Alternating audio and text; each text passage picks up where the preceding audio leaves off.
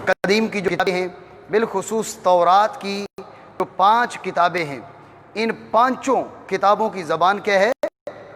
کون سی یہ زبان کی؟ عبرانی۔ اور عجیب بات یہ ہے، حضرت موسیٰ علیہ السلام کی اپنی زبان عبرانی نہیں ہے، آپ مصری قدیم بولتے تھے۔ آپ کیا بولتے تھے؟ مصری قدیم بولتے تھے۔ مصر کے اندر بنی اسرائیل رہے 430 سال۔ کتنے جی؟ آپ سمجھ سکتے ہیں 430 سال آپ کسی علاقے میں رہتے ہیں، تو کیا اس کے باوجود آپ اس علاقے کی زبان نہیں بولیں گے؟ جی 430 سال آپ کسی علاقے میں رہتے ہیں، تو یہ ممکن نہیں کہ اب بھی آپ اپنی زبان بول رہے ہوں اور اس علاقے کی زبان نہ بولیں۔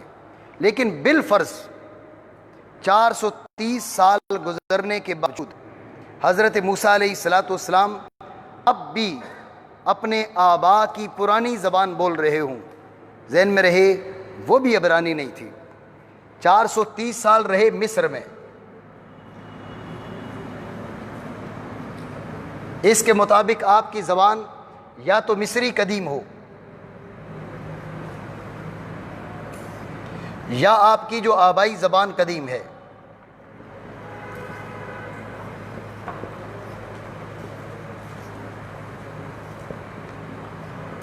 آپ کی آبائی قدیم زبان کون سی ہے؟ گو اس میں مورخین کا اختلاف ہے، لیکن اس پہ اتفاق ہے کہ عبرانی نہیں ہے۔ آپ سمجھ رہے ہیں؟ جس علاقے میں رہے 430 سال آپ کے آباء و اجداد، وہاں کی زبان اور ہے۔ جس علاقے سے آئے، اگر 430 سال گزر جانے کے باوجود آپ لوگوں نے اپنی زبانوں کو محفوظ رکھا، یہ ممکن ہے، ہو سکتا ہے۔ سندھ کے اندر کتنے بلوچ رہ رہے ہیں، وہ سندھ میں رہ کر بھی بلوچی بولتے ہیں۔ سندھ کے اندر کتنے سرائکی رہ رہے ہیں، وہ سندھیوں سے سندھی بولیں گے اور آپس میں گھر میں سرائکی بولیں گے۔ تو یہ ہو سکتا ہے کہ نسل در نسل اپنی زبان محفوظ رہی ہو، یہ ممکنات کی حد تک تو کہا جا سکتا ہے، لیکن پھر بھی وہ عبرانی نہیں ہے۔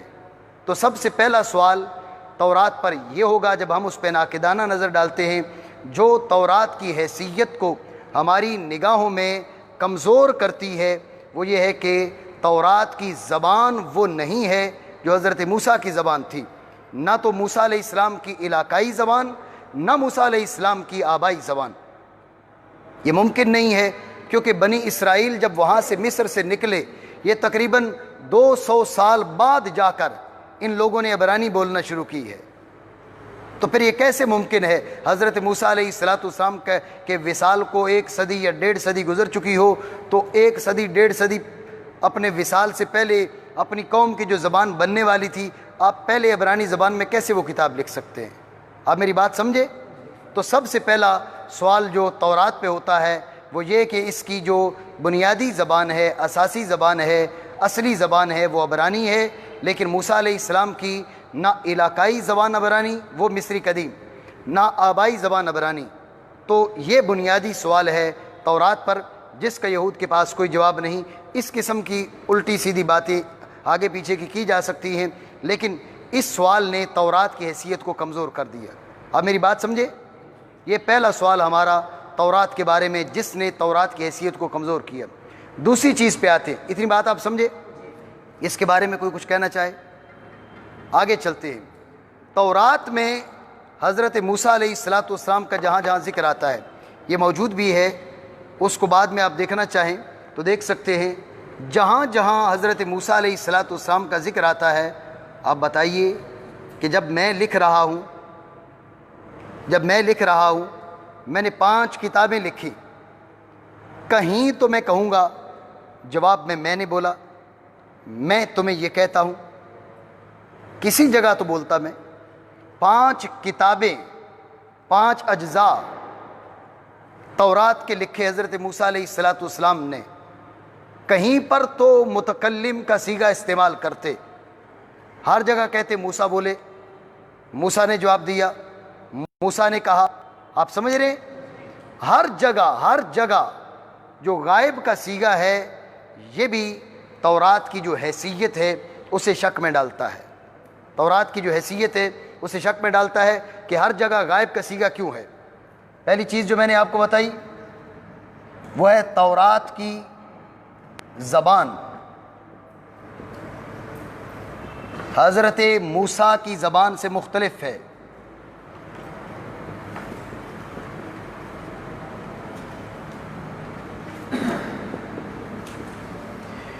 اس چیز نے تورات کی حیثیت کو مشکوک کر دیا، ٹھیک ہے۔ دوسری جو چیز ہے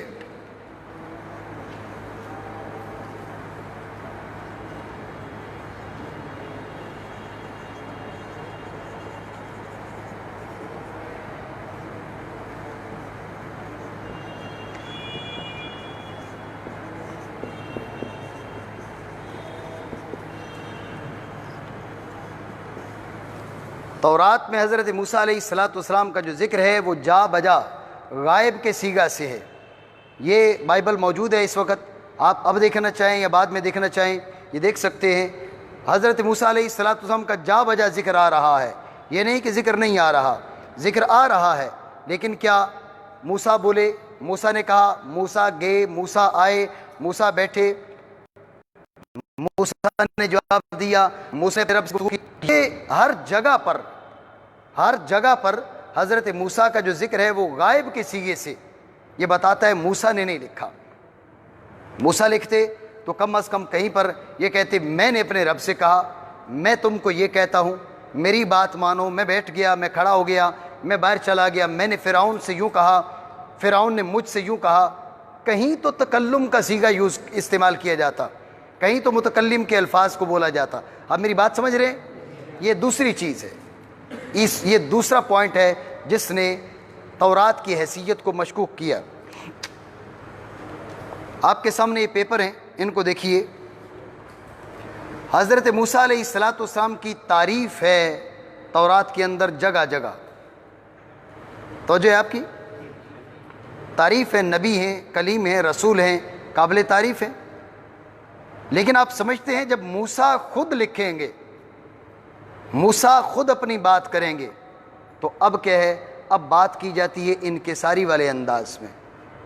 یہ جملے پڑھیں، خداوند نے یہ باتیں سنی، موسیٰ بہت ہی خاکسار آدمی تھے، وہ نہ ڈینگ ہانکتے تھے نہ ہی شیخی بگاڑتے تھے، وہ زمین کے تمام لوگوں سے زیادہ منکسر المزاج آدمی تھے۔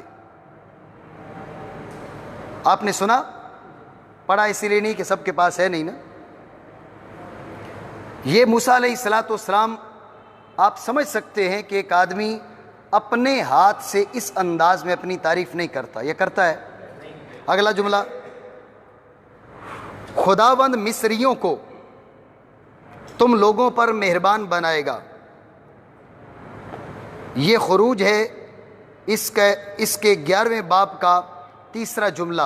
پہلے جو جملہ میں نے پڑھا وہ گنتی 12واں باب تیسرا جملہ، یہ خروج 11واں باب تیسرا جملہ۔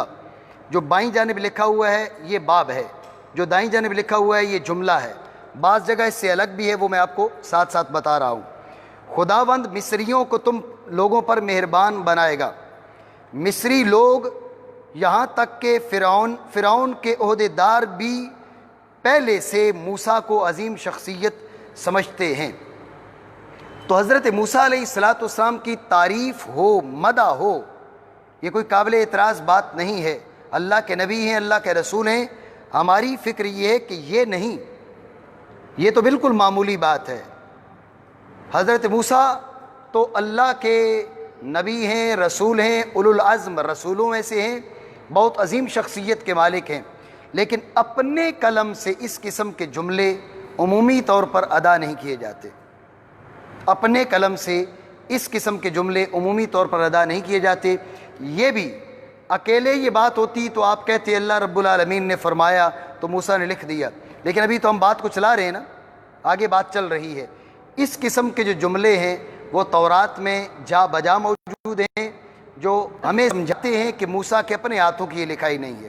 آپ میری بات سمجھے؟ ٹھیک ہو گیا۔ اس کے بعد آتے ہیں حضرت موسیٰ کی وفات اور ماں بعد کا ذکر۔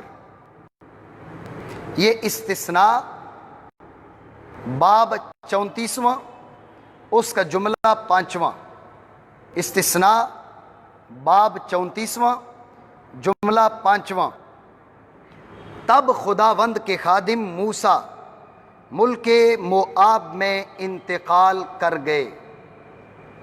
آپ سن رہے ہیں؟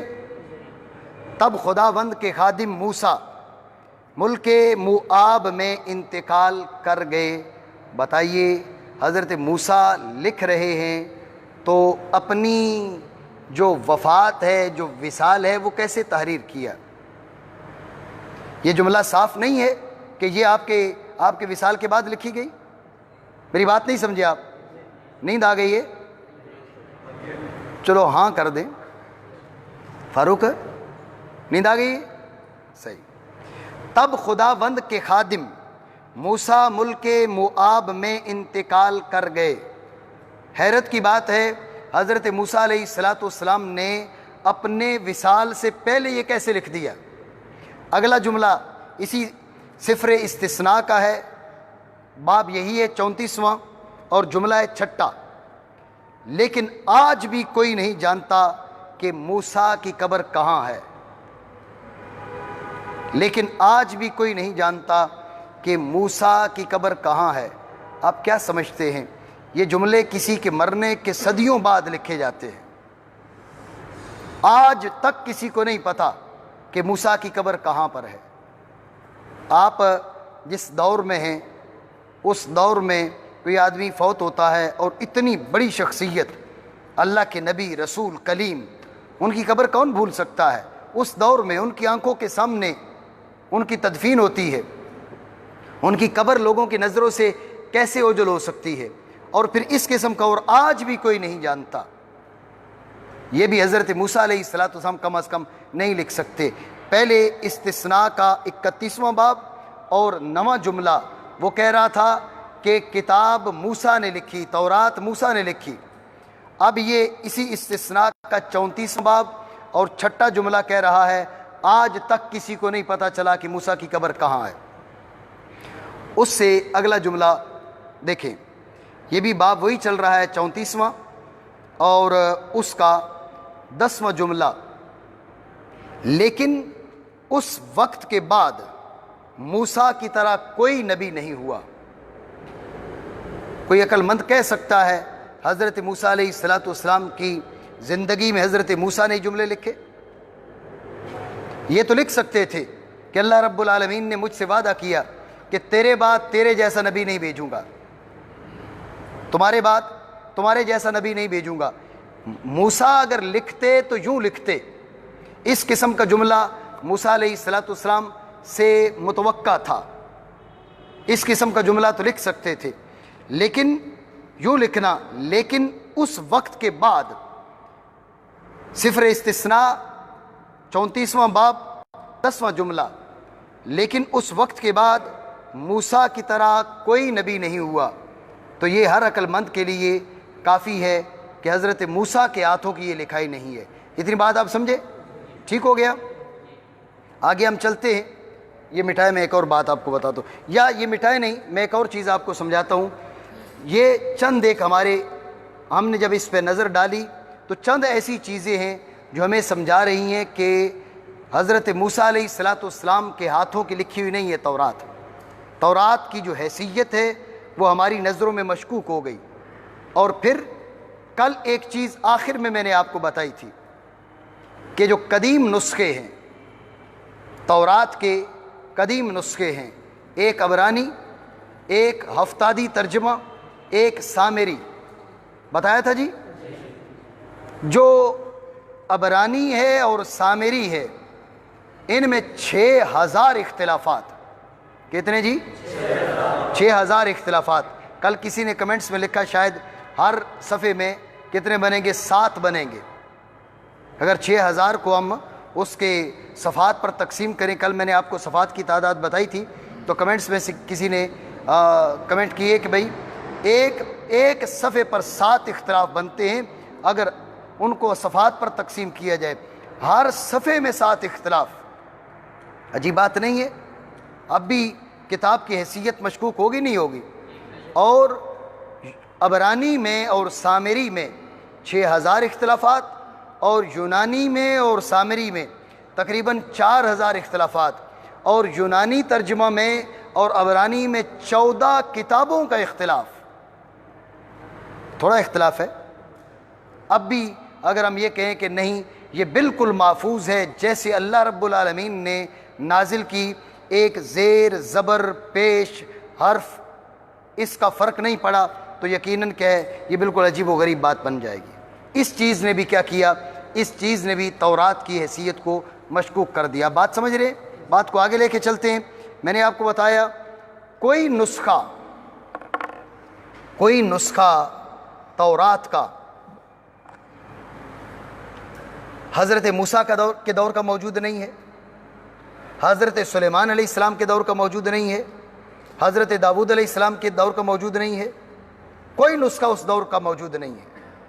میں نے آپ کو بتایا تھا کہ جو یونانی ترجمہ ہے یہ سب سے پرانا ترجمہ ہے، سب سے پرانا ترجمہ، اور یہ 400 کاف میم کا ہے۔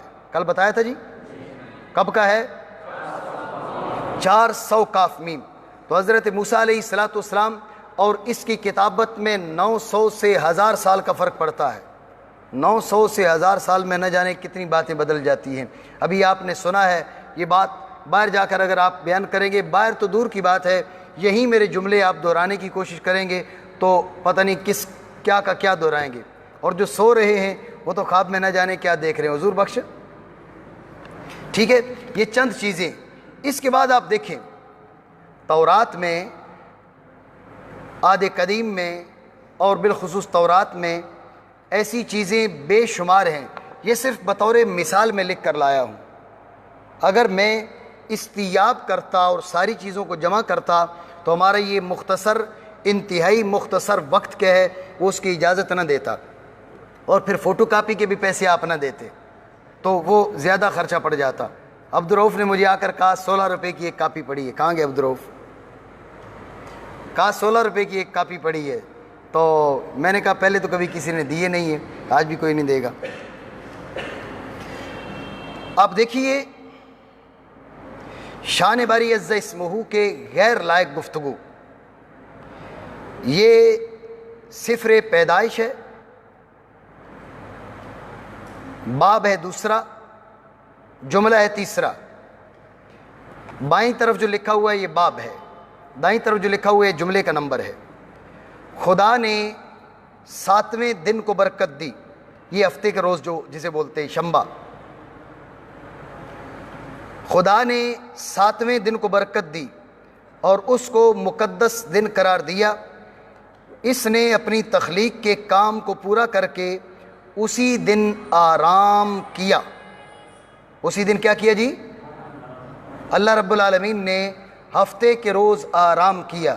ہر شخص اس بات کو سمجھتا ہے آرام تھکان کی صورت میں کیا جاتا ہے، جو سستایا جاتا ہے وہ تھکاوٹ مٹانے کے لیے سستایا جاتا ہے۔ اللہ رب العالمین نے اتوار سے تخلیق شروع کی تھی، بناتا رہا 6 دن میں تخلیق مکمل ہوئی۔ تو تورات کی فکر کے مطابق اللہ تھک گیا اور ہفتے کے روز پھر اللہ رب العالمین نے آرام کیا۔ معاذ اللہ، ہم صرف فکر اسلامی کی بات نہیں کرتے، بات پہ توجہ رہے، ہم صرف فکر اسلامی کی بات نہیں کرتے، دلائل عقلیہ بھی اس بات پہ قائم ہیں کہ اللہ رب العالمین انسانی صفات سے منزہ ہے، تھکاوٹ سے منزہ ہے، وہ تھکنے والی ذات نہیں ہے۔ جو تھکنے والی ذات ہے وہ رب نہیں ہے، جو رب ہے وہ تھکنے والی ذات نہیں ہے۔ ٹھیک ہے، یہ اس قسم کے جملے۔ اگلا جملہ آپ دیکھیں، یہ خروج ہے، باب ہے 31واں، جملہ ہے 17واں۔ سبت کا دن میرے اور بنی اسرائیلیوں کے درمیان ہمیشہ کے لیے ایک نشانی ہے۔ خداوند نے 6 دن کام کیا اور آسمان و زمین کو بنایا، 7ویں دن اس نے اپنے کو آرام دیا اور سستایا۔ یہ سین کے اوپر پیش ڈلی ہوئی ہے کیونکہ جہاں سے میں نے اس کو اصل جو ترجمہ ہے وہاں سے لیا ہے، وہاں پر یہ پیش ڈلی ہوئی تھی، اس لیے میں نے اس کو ہٹایا نہیں۔ یہ ترجمہ بھی انہی کے ہاتھ کا کیا ہوا ہے، میرے ہاتھ کا ترجمہ نہیں ہے جی۔ تو 7ویں دن اللہ رب العالمین نے اپنے آپ کو آرام دیا اور سستایا، سانس لیا، تھکا ہوا تھا تو اللہ رب العالمین 7ویں دن سستایا۔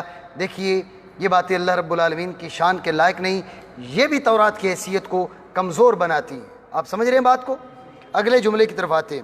ابھی ہم تورات کے بارے میں جو گفتگو کر رہے ہیں یا عہد قدیم کے بارے میں گفتگو کر رہے ہیں، وہ یہ گفتگو کر رہے ہیں کہ تورات کی جو حیثیت ہے حضرت موسیٰ کے ہاتھوں کی لکھی ہو، یا یہ بے عین ہی وہ ہے جو اللہ کریم نے حضرت موسیٰ علیہ السلام پر مکتوب شریعت کے نام سے اتاری۔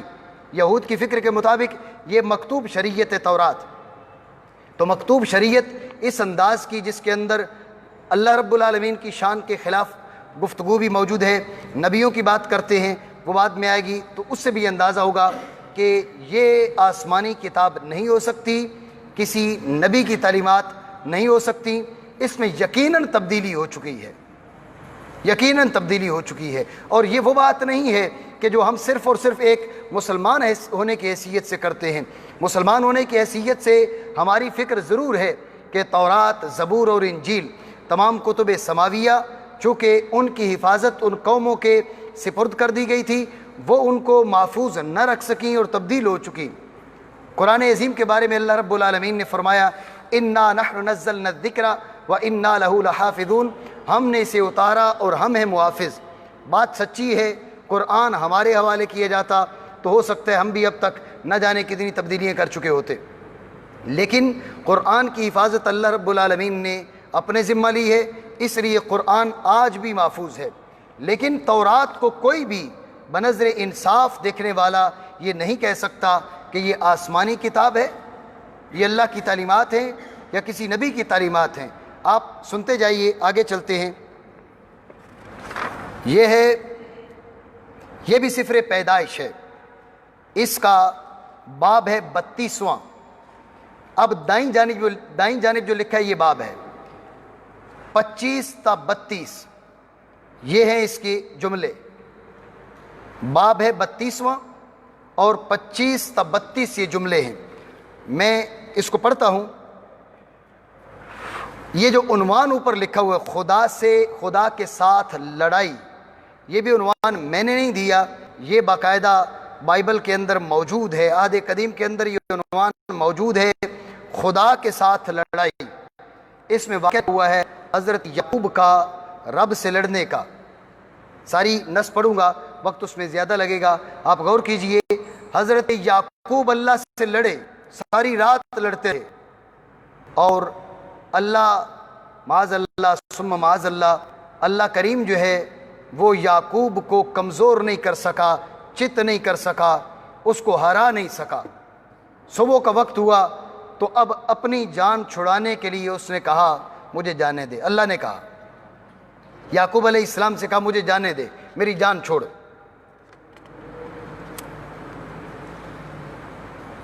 اس لیے یعقوب اکیلا رہ گیا، اور ایک آدمی آیا اور ان کے ساتھ سورج طلوع ہونے تک کشتی لڑتا رہا۔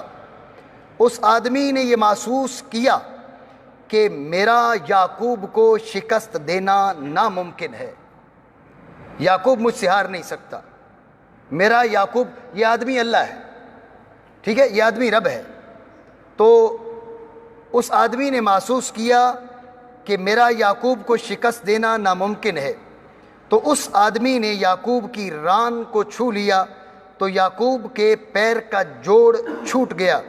اس آدمی نے یعقوب سے کہا مجھے جانے دے، سورج طلوع ہو گیا ہے۔ لیکن یعقوب نے کہا کہ جب تک تو میرے حق میں دعا نہ دے دے میں تجھے نہیں چھوڑوں گا۔ اس آدمی نے اس سے پوچھا تیرا نام کیا ہے؟ اس پر یعقوب نے جواب دیا کہ میرا نام یعقوب ہے۔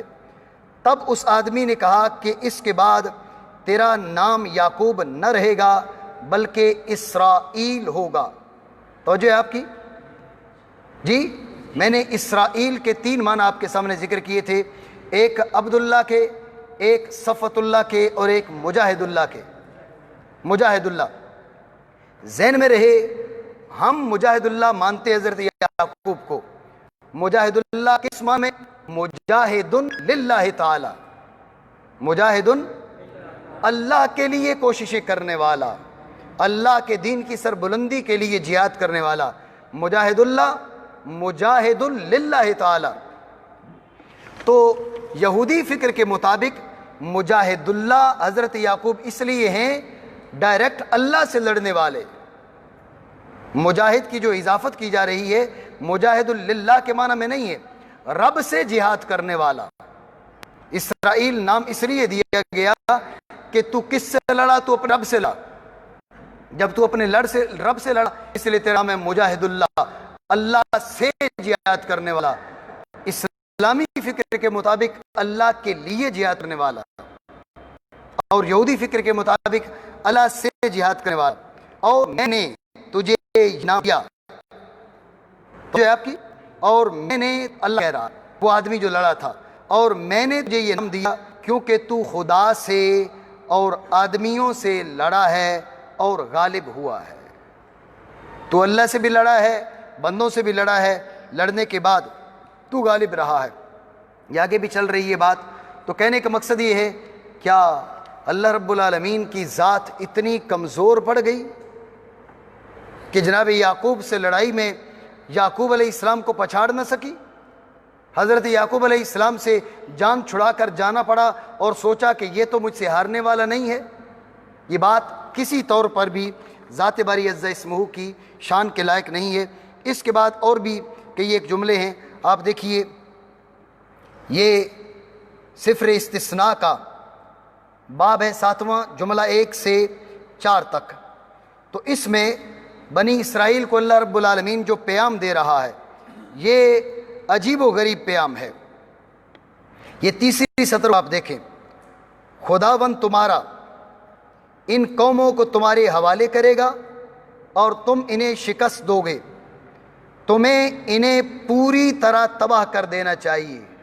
اسلامی جہاد کا جو تصور ہے، اسلامی جہاد کا تصور فساد مٹانے کے لیے ہے، انسانیت مٹانے کے لیے نہیں. اگر انسانیت مٹانے کے لیے ہوتا تو 100 کے لگ بھگ غزوات و سرایہ کے اندر لاکھوں لوگ مر جاتے.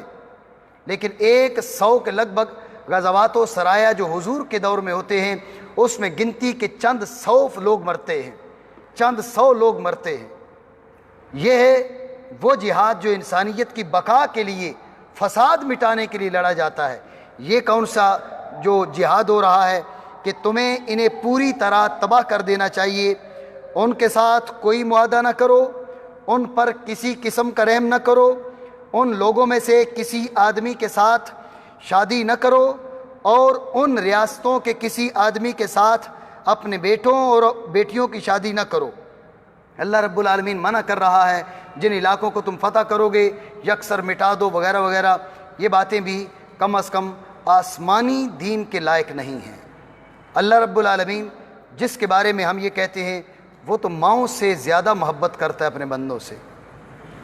موسیٰ علیہ السلام کو یہ اللہ رب العالمین کا حکم ہونا چاہیے تھا، جا وہ ایمان قبول کرے تو ان کو معاف کر دے. اگر ایمان قبول نہیں کرتے، تیرا دین قبول نہیں کرتے تو فساد سے رک جائیں. جیسے فکر اسلامی ہے، فساد سے رک جائیں، فساد سے رک جائیں. ان کے ساتھ معاہدہ کر کے ان کو اپنے ملک میں تم جگہ دے دو، ٹھہرا لو.